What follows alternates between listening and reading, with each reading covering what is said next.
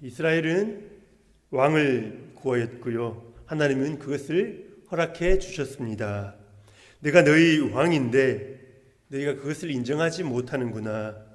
그렇다면 너희가 원하는 왕을 내가 세워주겠다. 그렇게 말씀하시는 것입니다. 그래서 이스라엘의 첫 번째 왕이 될 사울이 오늘 등장하게 되는 것입니다. 사울이라는 그 이름의 뜻은 구하여 얻은 자, 그러한 뜻을 가지고 있는데요.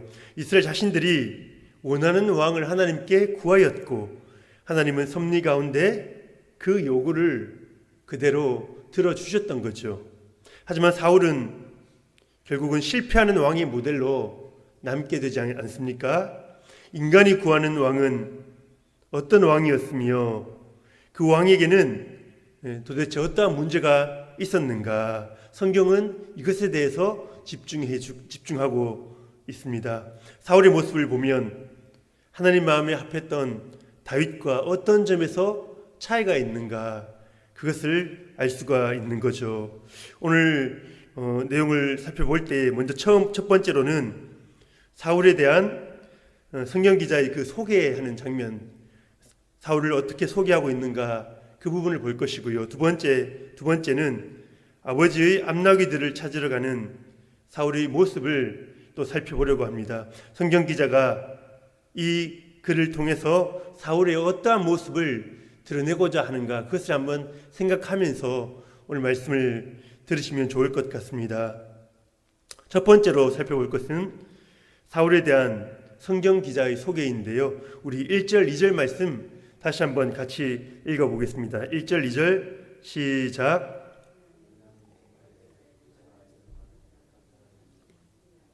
그는 아벨의 아들이요 스루의 손자요 베고라스의 증손이요 아비아의 hun손이며 베냐민 사람이더라.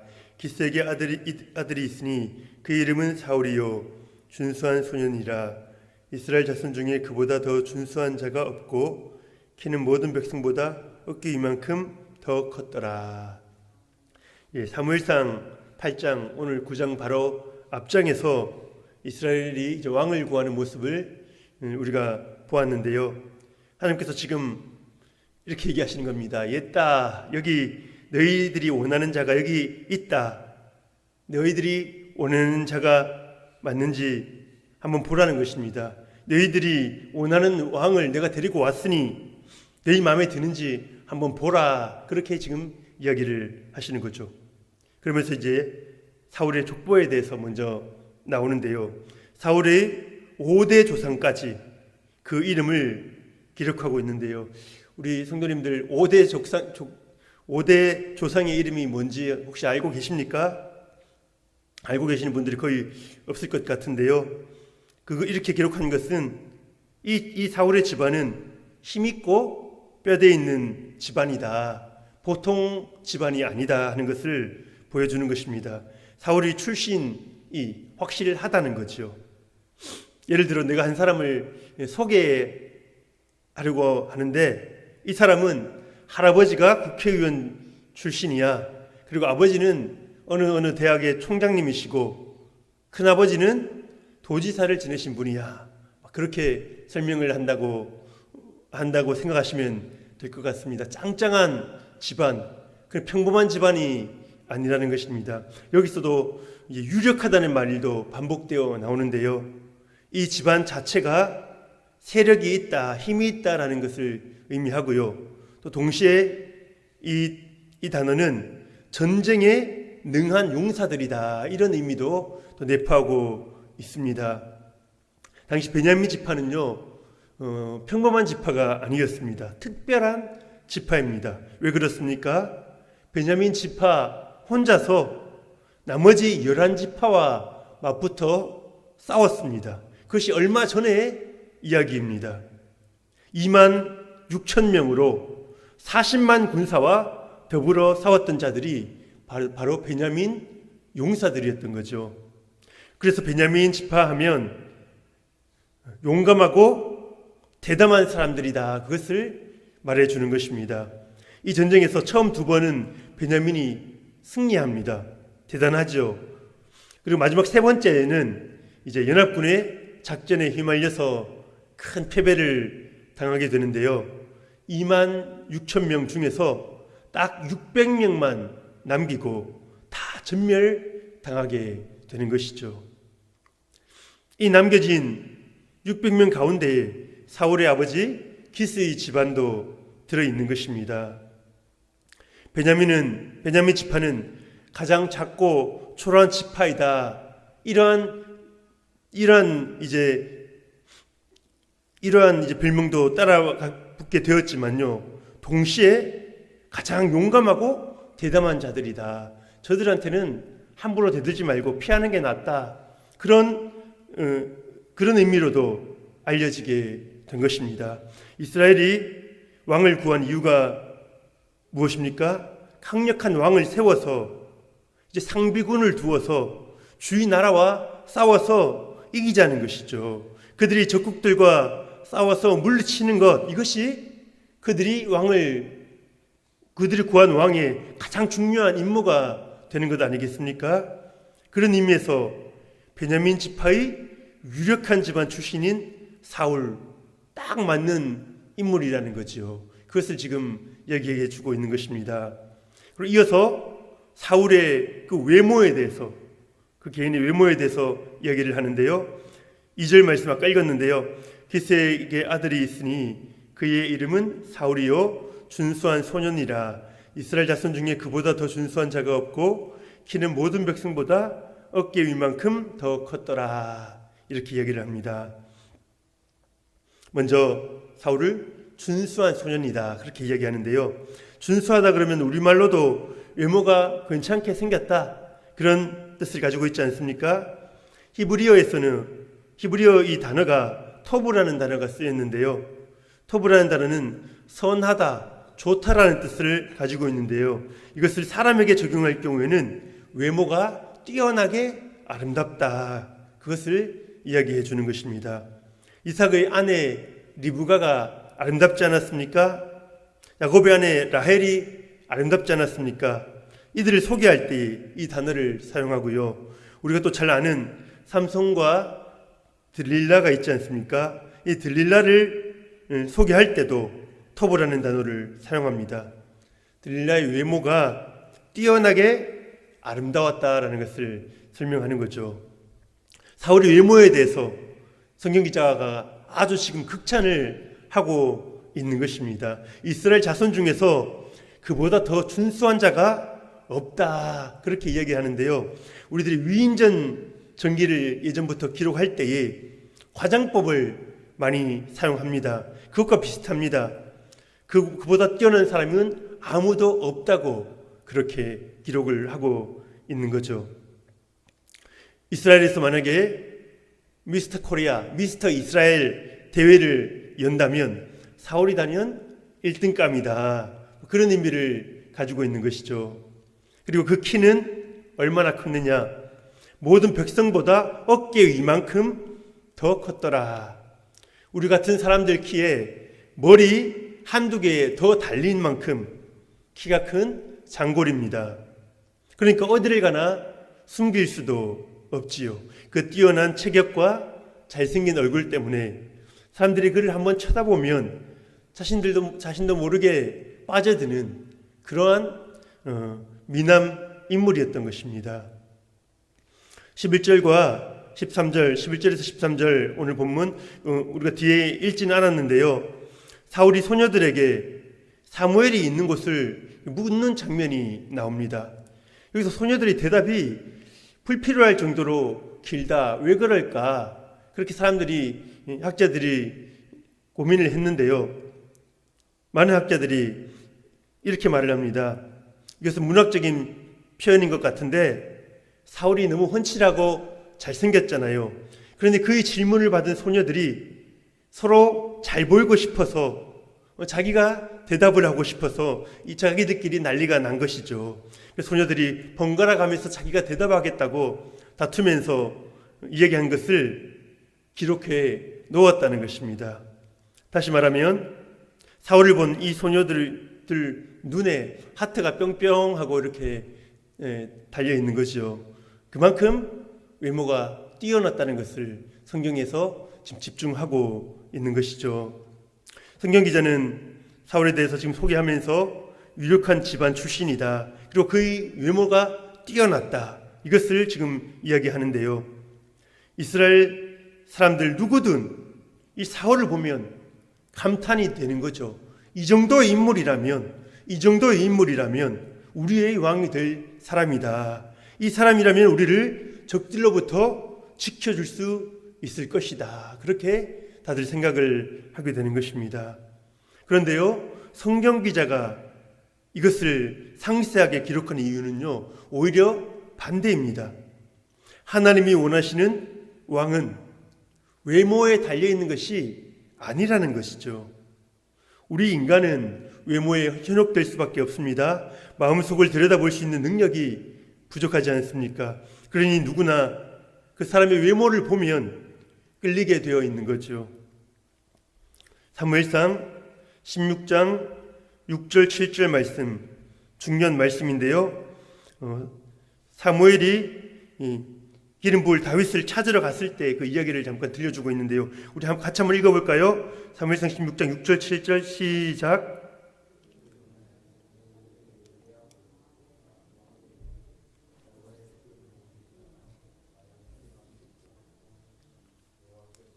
사무엘에게 이르시되 그의 용모와 키를 보지 말라. 내가 이미 그를 버렸노라. 내가 보는 것은 사람과 같지 아니하니 사람은 외모를 보거니와 나 여호와는 중심을 보느니라 하시더라. 아멘. 너희 인간은 사람을 외모로 취하는구나. 사무엘도 인간이지 않습니까? 그러나 용모와 키를 보지 말라는 거죠. 내가 이미 그를 버렸다. 내가 그를 선택하지 않았다. 이미 그를 지나쳐 갔다는 거죠. 사람은 외모를 보지만 나는 그 중심을 본다. 그 말씀을 하시는 것입니다. 여기서 우리가 기억해야 할 것은 하나님의 판단 기준과 우리의 판단 기준이 다르다는 것입니다. 하나님의 관심사와 우리의 관심사도 때론 어긋날 때가 많다는 거죠. 우리들은 사람들의 겉모습이나 껍질이나 그 포장을 보고 판단하기가 쉬운데요. 하나님은 우리의 마음 깊은 곳을 들여다보신다는 것입니다. 그래서 우리의 생각과 그 의도까지 다 아시고 우리를 왕으로 쓰실지 하나님의 도구로 사용하실지 그것을 판단하신다는 것입니다. 중학교 때 제가 읽었던 책 중에 이은성 작가의 소설 동의보감이라는 책이 있습니다. 그 후에 이제 TV에서 방영되었던 이제 허준 그 작품의 원작이 되는데요. 지금도 잊지 않고 기억나는 장면이 있습니다. 이 허준이 이 경상도 지방인가 이 아래쪽 지방에 살다가 이제 의술 시험을 보기 위해서 이제 열심히 준비를 하는 것입니다.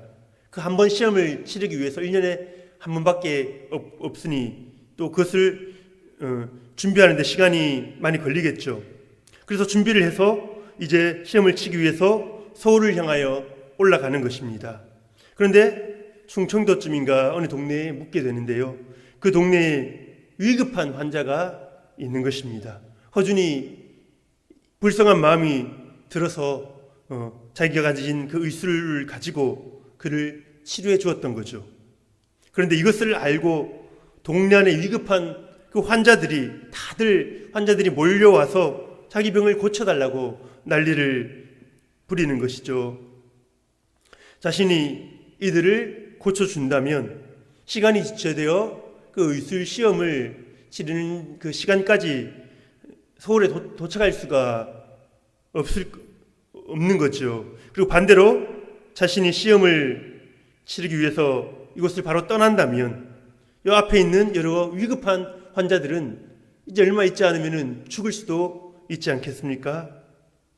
만약 우리 성도님들이 허준이였다면 어떻게 하시겠습니까? 고민하던 이 허준이 남아서 환자를 치료하기로 결심을 합니다. 사람을 살리기 위해서 의사가 되는 것인데 그 환자의 고통을 외면할 수 없다는 거죠. 의술 시험에 합격하여 고위직에 빨리 올라가는 것도 중요하지만 의사의 본 사명은 사람을 살리는 것이다. 그 정신을, 그 중심을 잊지 않았던 것입니다. 우리 성도님들의 신앙생활의 중심은 무엇입니까? 집사, 권사, 장로, 더 높은 교회 직분을 얻는 것입니까? 많은 사람들의 인기를 얻고 교회 안에서 내가 원하는 모임을 주도하는 것입니까? 내가 주도해서 선교, 구제, 전도사회에 큰 성과를 내는 것입니까? 아니면 하나님 앞에 정결한 삶을 살기 위해서, 하나님 앞에서 깨끗하고 거룩하게 살기 위해서 노력하는 것입니까? 한 지체를 품고 사랑하고 용서하는 것이 여러분 우리의 신앙의 중심입니까? 무엇이 도대체 우리의 마음의 중심을 차지하고 있는 것입니까? 성령 인물을 모델로 삼고 살아간다는 것은 참 중요한데요. 청년들에게 가장 인기 있는 인물은 단연 다니엘과 요셉입니다. 어려움을 겪기는 했지만 이겨내고 결국 최고 높은 자리에 오르지 않습니까? 그래서 그 자리에서 하나님도 잘 섬기고 세상에도 좋은 영향력을 발휘를 합니다.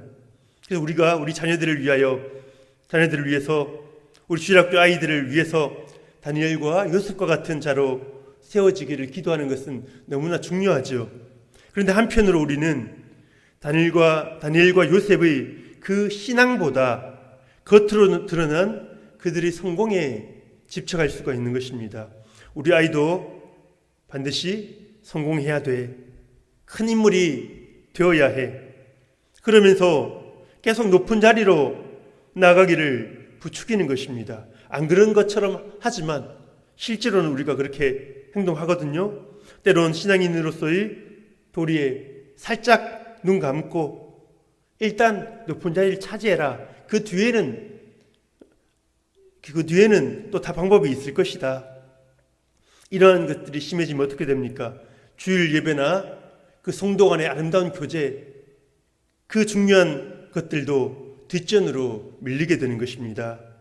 그래서 저는 예전에 청년들을 또 맡았을 때 다음 인물들을 한번 살펴봐라고 도전을 했었는데요. 그 인물은 세례 요한과 욥입니다.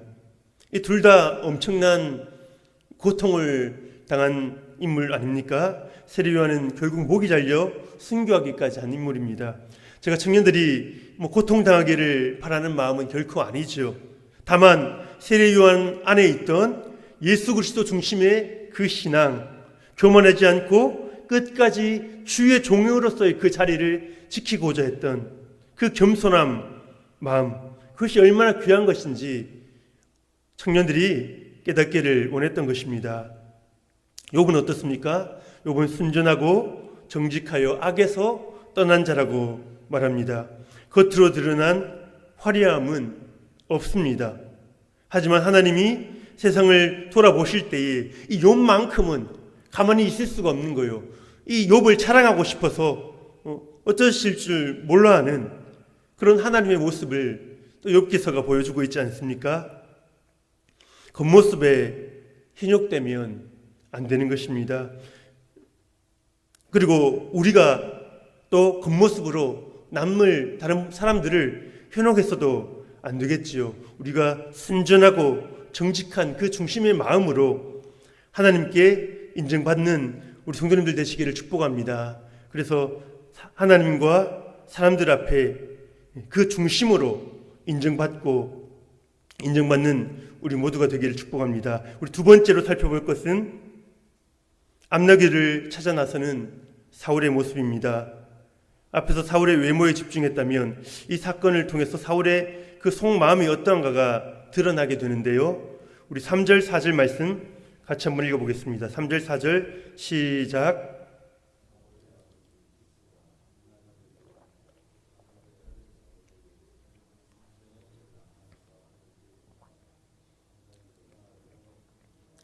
그가 에브라임 산지와 살리사 땅으로 두루 다녀 보았으나 찾지 못하고 사알림 땅으로 두루 다녀 보았으나 그곳에는 없었고 베냐민 사람의 땅으로 두루 다녀 보았으나 찾지 못하니라. 사울의 아버지 기스가 암나귀들을 잃었습니다. 한 마리 한두 마리가 아닌 것 같습니다. 여러 마리 암나귀들을 잃었는데요. 당시 암나귀는 각 가정의 재산 목록 가장 상위에 랭크되어 있는 그런 동물 중에 하나입니다. 나귀가요, 말보다 짐을 훨씬 더 많이 싣고요, 일도 훨씬 잘합니다. 지금으로 치자면 1톤 트럭 같은 그 트럭이 여러 대가 사라져 버린 거죠. 기스는 사울에게 임무를 주는 거죠. 암당나귀들을 찾아오라. 그러면서 사원 한 명을 붙여주고 있습니다. 이들이 3일 동안 이곳저곳 돌아다녀 보지만 찾지 못했다. 그곳에는 없었다. 찾지 못하고 있는 모습을 보여주죠. 근데 여기서 이제 사환의 역할이 중요합니다. 사환의 모습과 사울의 모습, 여기에 대응하는 이들의 모습이 어떠한가를 비교해 보면 재미가 있는데요. 5절에서 8절까지 한 절씩 우리 교독하면서 한 번 더 보겠습니다. 한번 사환의 모습과 사울의 모습을 비교해 보면서 한번 보겠습니다. 그들이 숲 땅에 이른 때에 사울이 함께 가던 사환에게 이르되 돌아가자. 내 아버지께서 암나귀 생각은 고사하고 우리를 위하여 걱정하실까 두려워하노라 하니.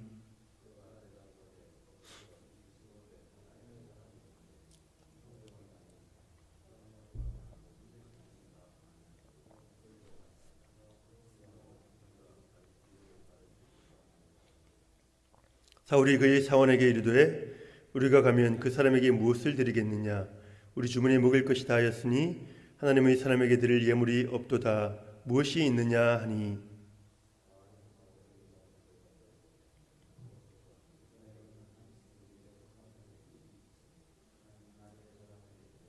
우리 길을 가르쳐달라 하겠나이다 하더라.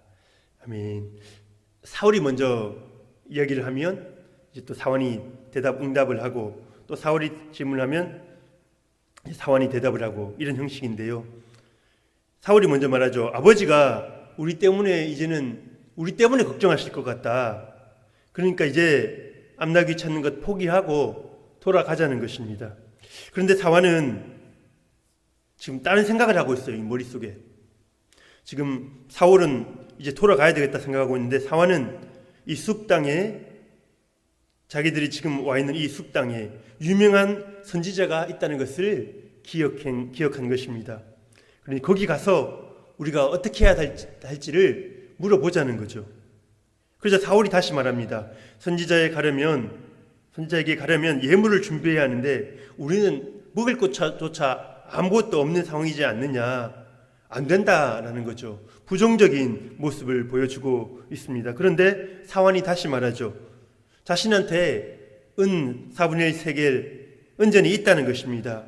자기가 그걸 예물로 내놓을 테니 우리 길이 물으러 갑시다. 그렇게 이야기를 하는 것입니다. 여기서 은전의 가치는 그러니까 가지고 있던 은전의 가치가 한 달 월급 정도 된다. 그렇게 이야기하는데요.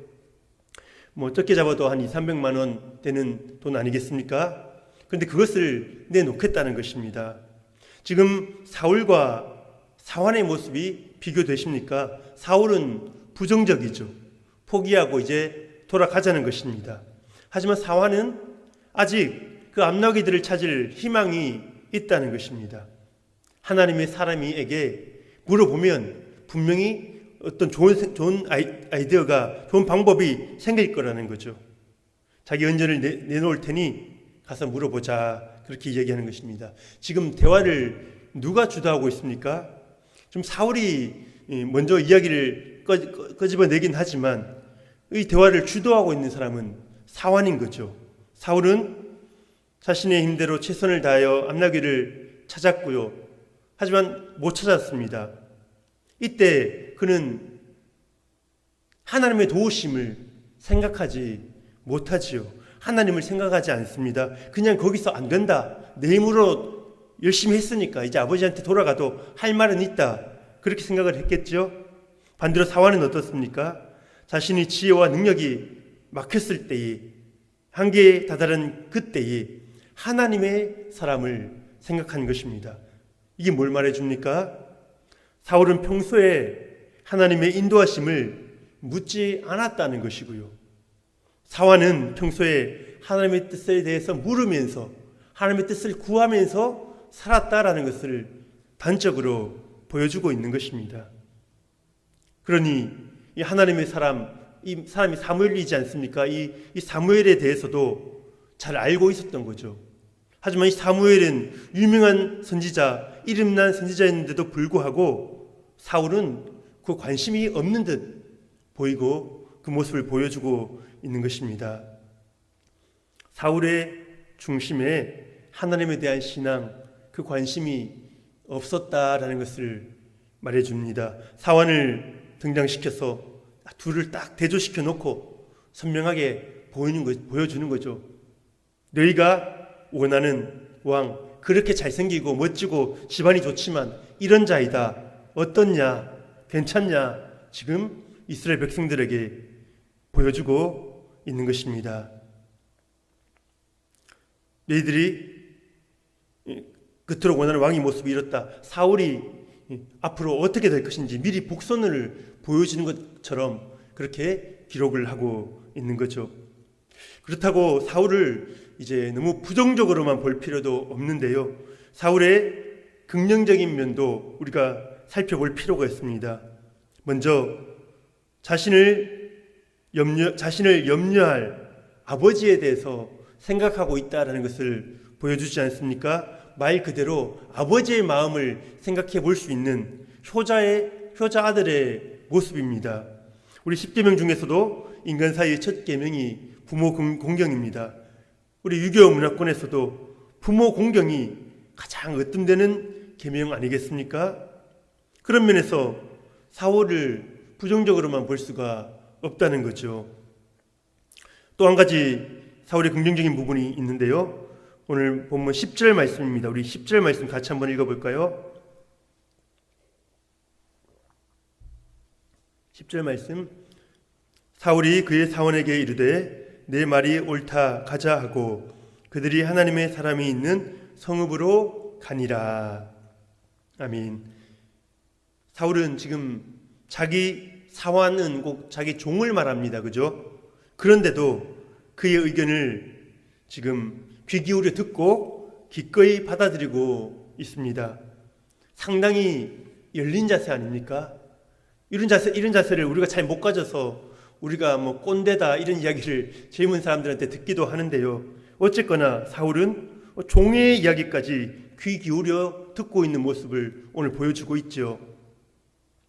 약한 자들의 말에도 귀 기울일 것 같은 그러한 왕의 모습을 보여주고 있는 것입니다. 그런데요, 저는 여기에 성경 기자의 깊은 의도가 있지 않을까 생각하는데요. 사울을 이제 우리 말로 표현하자면 인본주의적 왕으로 딱 제시하고 있는 것입니다. 인본주의가 무엇입니까? 사람이 가장 귀하다, 사람이 소중하다는 것입니다. 요즘 어떤 정권에서는 사람이 먼저다, 중요하다 이런 말들도 많이 했었는데요. 사람이 중요하니 그 인격이 존중되어야 하고 사람에게 필요한 권리가 그들에게 주어져야 한다. 그것이 인본주의 아니겠습니까? 여기에는 낮은 자들에 대한 관심도 들어가겠고요. 부모에 대한 효도 같은 것들도 다 들어갈 수가 있을 것입니다. 그런데 문제가 무엇입니까? 그 모든 결정을 인간을 중심으로 결정한다는 것입니다. 창조주 하나님을 인정하지 않고 그분의 뜻을 묻지 않습니다. 인간에게 필요하다면 신이라는 개념도 가져올 수 있다. 신조차 인간 중심으로 해석되는 거죠. 오늘날 많은 기독교가 이 인본주의 꼬드김에 넘어가고 있습니다. 하나님이 중심이 되시고 우리가 그 말씀에 순종하며 그 앞에 경배하는 것이 기독교 아닙니까? 하나님은 창조주시요 우리들은 피조물임을 철저히 인정하는 것이 기독교 아닙니까? 그런데 그것을 인정하기 싫은 것입니다. 그런데 기독교는 상당히 진보된 아름다운 종교의 모습을 가지고 있거든요. 내가 하나님을 왕으로 섬기지는 않으면서 기독교는 붙들고 있겠다는 거죠. 하나님의 뜻을 묻지 않습니다. 하지만 선심을 쓰면서 기독교라는 종교가 있을 만한 여지는 남겨두겠다. 나는 그만큼의 여유는 있다. 그렇게 이야기를 합니다. 인간이 중요하니, 인간이 필요하다면 그 계점을 인정해 주겠다. 이런 거죠. 내가 주인이니 하나님께서는 내 삶의 장식품으로 내가 이렇게 해라 하면 이렇게 하시고 여기 있으라 하면 여기 계시고 그렇게 내 말을 들으라는 것입니다. 지금 사울이 바로 그런 인본주의 신앙의 표본을 보여주고 있는 것입니다. 인간적으로 볼 때에 사울이 얼마나 괜찮은 사람입니까? 잘생겼어요. 아버지의 마음을 염려하는 그런 효자 아들이에요. 낮은 종의 이야기에 귀 기울여주는 주인집 아들 도련님 아니겠습니까? 그런데 무엇이 문제입니까? 하나님이 그 중심에 없다는 것입니다.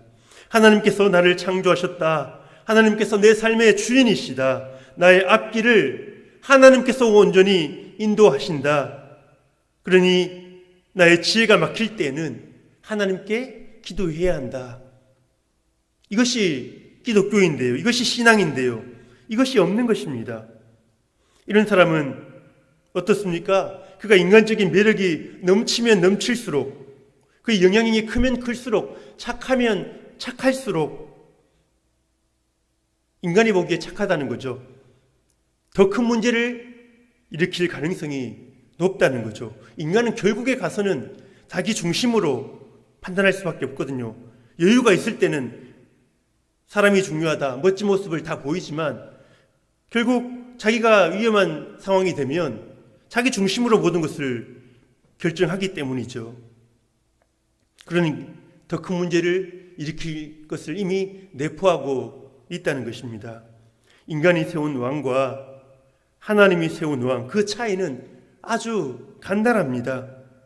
인간이 세운 왕은요, 사람의 말에 귀를 기울이고요, 사람에게 방법을 묻습니다. 사람의 눈치를 봅니다. 반면에 하나님이 세운 왕은 어느 상황에서든 하나님께 물어보죠. 하나님이 이 일에 대해 어떻게 생각하시는가, 그것에 집중하고 그것을 궁금해하는 것입니다. 이것이 바로 이스라엘 첫째 왕 사울과 둘째 왕 다윗의 차이가 아니겠습니까? 하나님께서 이걸 오늘 우리에게 교훈하고 싶어 하시는 것입니다. 사탄은 예전처럼 사탄의 모습으로 우리에게 다가오지 않습니다. 천사의 모습으로 나타나지요. 인간이 얼마나 귀하냐면서 인권을 존중해야 한다면서 그렇게 우리에게 다가옵니다. 심지어 동성연애라는, 이것은 제가 생각할 때는 상식을 가지고 있으면은 잘못된 것이라고 판단할 수 있는데요. 이것조차도, 이 심각한 죄악조차 인간의 성적 자기 결정권을 존중해야 된다는 거예요. 사람들이 이게 무슨 말인지도 모르고 속는 것입니다. 그러면 어떻게 됩니까?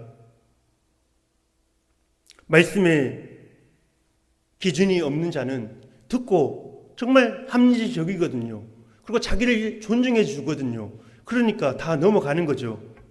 마음이 착하다고 하는 자들, 남을 배려한다고 하는 자들이 먼저 그들의 계략에 넘어가게 되는 것입니다. 참 지혜는 하나님을 기준으로 삶을 때에 나온다.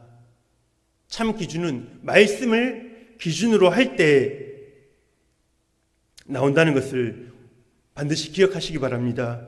말씀을 기준으로 사시고 그 말씀의 기준을 가지고 우리의 모습을 돌아보고 또 이 세상의 여러 가지 일들을 판단해야 하는 것이죠. 그것이 우리가 세상을 살릴 수 있는 유일한 방법입니다. 안 그러면 다 같이 죽는 거지요. 이제 말씀을 마무리합니다. 하나님께서는 오늘 사울이라는 사람을 통하여 우리에게 말씀하십니다. 외모가 아닌 중심을 갖고 오라. 이건 매번 듣던 말씀이지만 우리가 또다시 기억해야 하는 말이죠. 순전하고 정직하고 악에서 떠난 그 욥의 마음을 사모하시는 우리 성도님들 되시기를 축복합니다. 그 깨끗한 중심으로 하나님 앞에 끝까지 서실 수 있기를 축복합니다. 두 번째로 우리가 인본주의 신앙에 속으면 안 됩니다. 이스라엘 백성들이 그 사울의 멋져 보이는 모습 속에 다 속았던 것이죠. 사람의 말을 들으면 다 맞는 것 같거든요. 그들의 말을 들어주면, 이 세상이 해주는 말들에 우리가 인정해주고 들어주면요, 기독교가 더 관대하다고 인정받는 종교가 될 것 같거든요. 그런데 그것은 사탄의 속임수입니다. 누가복음 6장 26절 말씀을 읽고 마치려고 하는데요. 누가복음 6장 26절 말씀 한번 띄워주시기 바랍니다. 한번 제가 읽어드리겠습니다. 모든 사람이 너희를 칭찬하면 화가 있도다. 그들의 조상들이 거짓 선지자들에게 이와 같이 하였느니라. 아멘. 사람의 칭찬을 구하는, 사람의 눈치에 매달려 살아가는 그 비참한 삶, 그것이 사울의 모습을 뒤에서 보여주거든요. 사람의 칭찬을 구하지 마시기를 바라고요. 오직 하나님을 중심에 모시고 믿음의 길 걸어가시는 저와 여러분 되실 수 있기를 예수님의 이름으로 축복합니다.